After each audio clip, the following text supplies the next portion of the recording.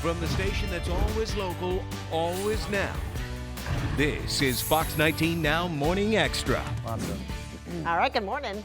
Happy Tuesday to you. Approaching 9:30 here. Today's going to be a good day to get out, maybe enjoy the weather. Yeah, probably, wear that fleece today or something. Yeah, but the leaves are out there. It's going to be like 70 We're going to go degrees. Max wants to go leaf looking today. Oh, why not? He said he wanted to add some leaves to his leaf collection. I Everything love is good in his it. collection. Put it in the book or put it in the folder and save it. Yeah. Yep. Until, he forgets about it and toss it.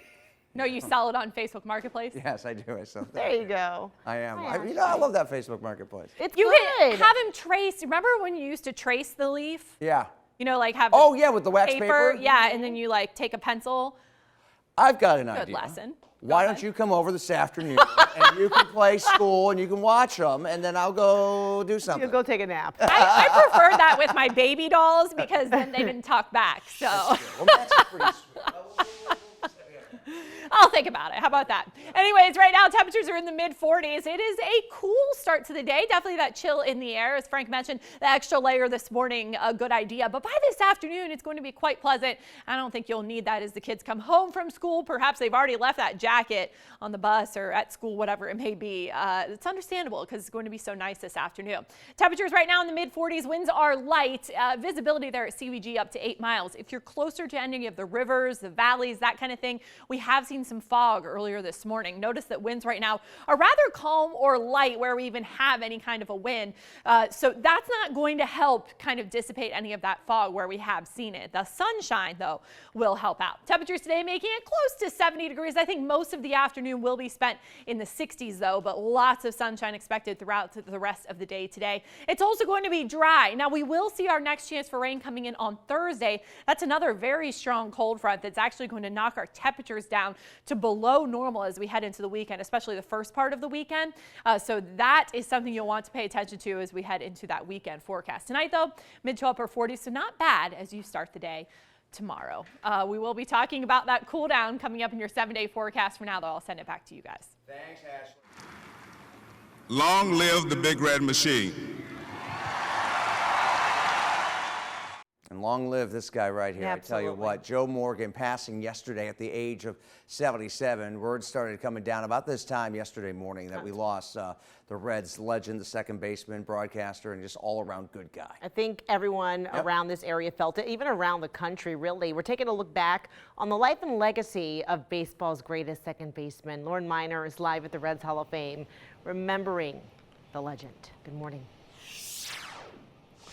Hey, good morning. Yeah, guys, before I even walked in here, I went and stopped at Joe Morgan's statue, and the amount of flowers out there already, just with fans learning about his passing. I mean, it's incredible, just the legacy that he left behind, not just as baseball's greatest second baseman, but also just being a great guy. I was actually watching an interview he did with our Tricia Mackey several years back, and just his demeanor. I mean, you just want to sit down and listen to the guy. So we are here inside the Hall of Fame, as you all mentioned, taking a look back at his legacy that he left behind here with the Cincinnati Reds. You can see his jersey here, Joe Morgan. This was his actually road jersey from 1975. And then you'll notice here Tom Seaver, who just passed last month in September, is right next to him. So yeah, I mean, definitely a lot of memories, a lot of history here inside this display case. And then you also look down the way here, you'll see Joe Morgan St. Patrick's Day spring training jersey. This was actually worn against the Yankees in 1978. So some really cool stuff to take a look at. Now you're taking a look at Joe.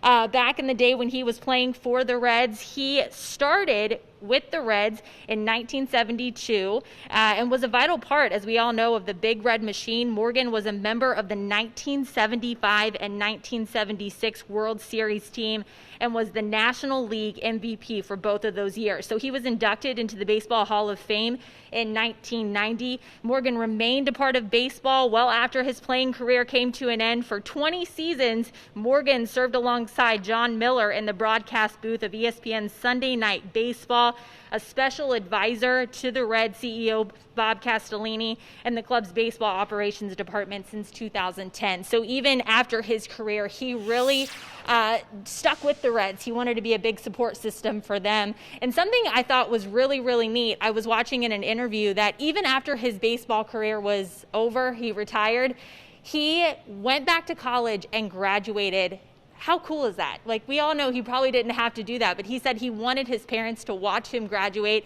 That was really important to him, and he wanted to leave a legacy both on the field and off the field, and I think he did that, guys. And we can't wait to take a look. We're actually going to be walking around showing you more displays, so make sure you stick with us here on Fox 19. For now, though, we'll send it back to you in the studio. I love that. Yeah. And an interview he did with Trisha back in 2012, he talked about, too, how he didn't want to just leave his kids money. He wanted to leave them something that they would be able to take and grow with. That's, you know, he has his car dealership up here. He, I believe, like a brewing operation he had. So he had businesses that he wanted to leave something tangible to his children. Which is his kids, super important, says a lot about him. And by the way, you know, a lot of people are now voicing their thoughts on everything that's been going on. And who better to speak on the life of Joe Morgan than the Hit King? Yeah, Joe Danneman talked to Pete Rose about his late teammate, and more importantly, his friend.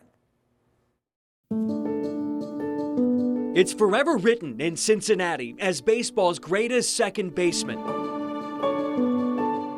A sculpture that captures what made him the life of the Big Red Machine. It's appropriate fans are mourning his death with roses. He was the best. I mean, he was one of the best friends I ever had. Because it's Pete Rose who shared a unique connection with Joe Morgan. I love the guy. I just loved him. The smallest of Cincinnati's Great Eight, Joe Morgan will forever stand as a giant. A 10-time All-Star who won 5 Gold Gloves. It's Morgan who won the MVP both years. The Big Red Machine won the World Series. He made us all better, and we made him better. And we put him on center stage, but he earned it. And he helped get us on center stage. He made us a better team, and we made him a better player. There's a looper. May drop. The game-winning Game 7 hit to end one of the greatest two-season runs in Major League history. Rose called Morgan the most intelligent player on arguably baseball's all-time greatest team. A 22-year Major League career. Big Red Machine never did that, not 27. Oh. And 20 more years as one of the faces of Sunday Night Baseball. His face is forever immortalized at the National Baseball Hall of Fame. This morning at 6:20, the second worst phone call I ever. The first was when they told me my dad died. And Teresa was on the line, and she told me that Joe passed away yesterday at 3 o'clock. And I called Tony and told him this morning, and he took it pretty hard, too, because him and Joe were pretty close. And I'm sure Johnny took it hard, too, because we were a close-knit family. Honored together as half of the Reds' franchise 4 at Cincinnati's All-Star Game, Morgan's legacy feels as big as the legend of his team. One of the great pillars of a baseball city, Cincinnati is heartbroken. What will you miss most about Joe? Just the mood he was always in. He was always smiling, always happy, always positive. No negativity around Joe Morgan.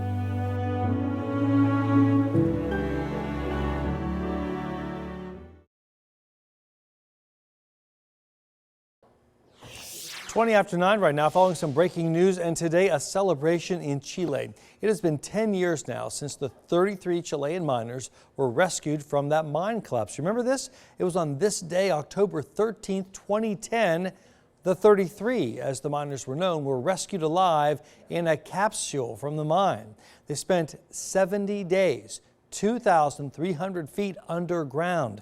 Remember when that thing came up out of the ground? That's just crazy.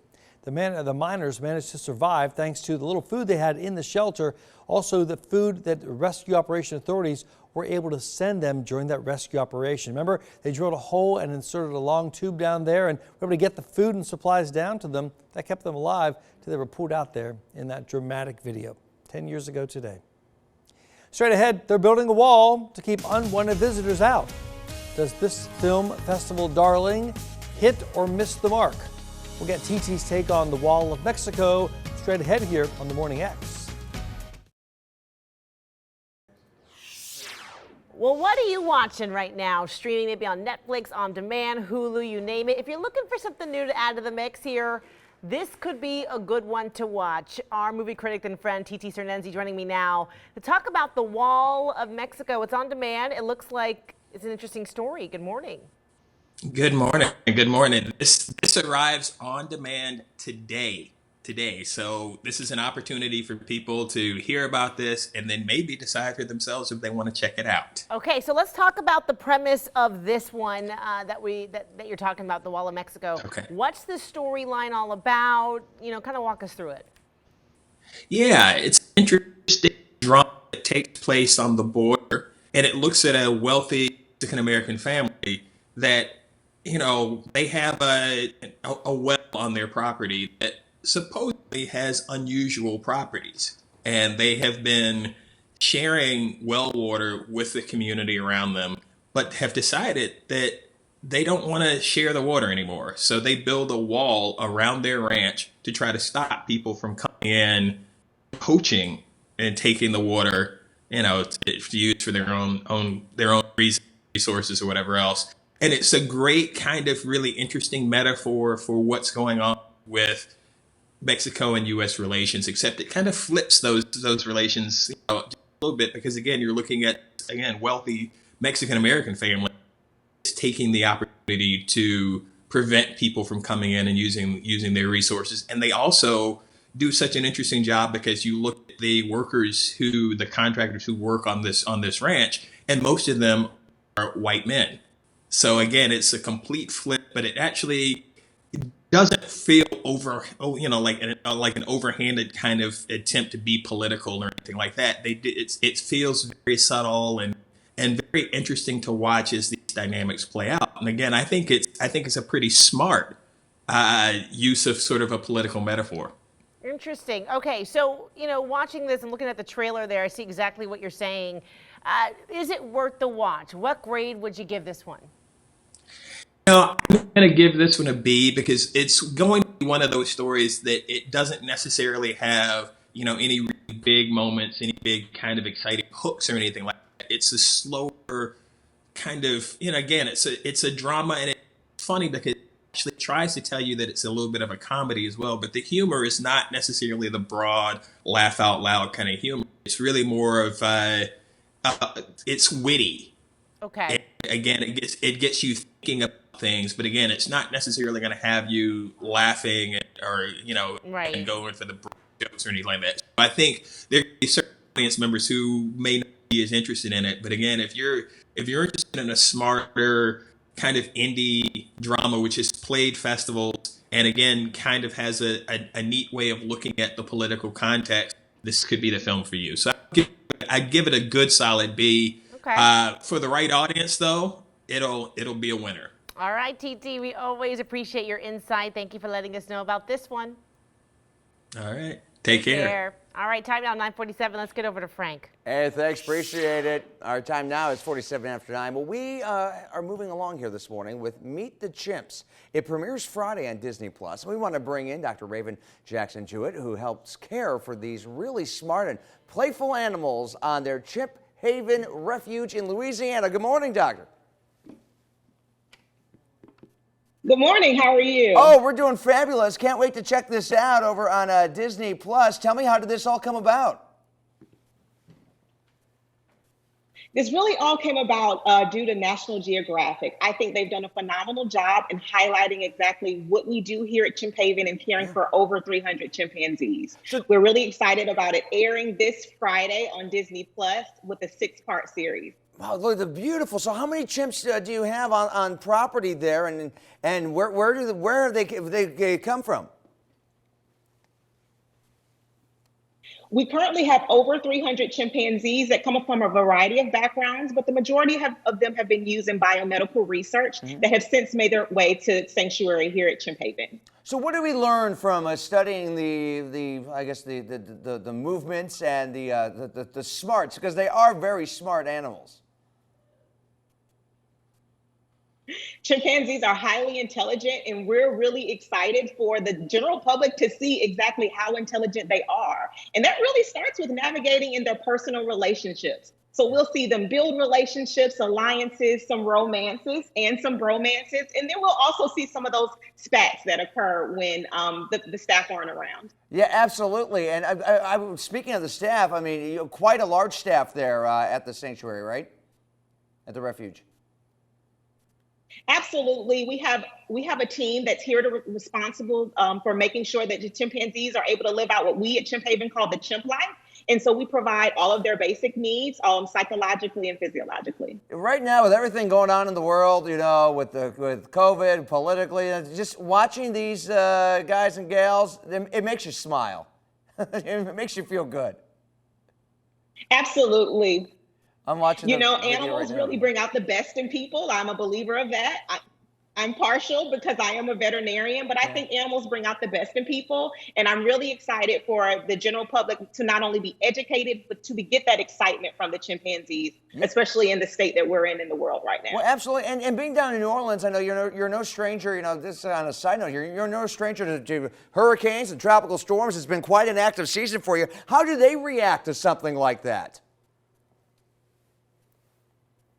So the chimpanzees are really versatile. That's a blessing of working with them. But it is our job to make sure that we keep them safe. And so we, as the staff, were prepared for those hurricanes and those storms. And so they were locked in safely. But then when they came out, they really just enjoyed a little bit of the cooler temperatures since we are nestled here in Louisiana. Absolutely. Well, Doctor, it's so good to talk to you.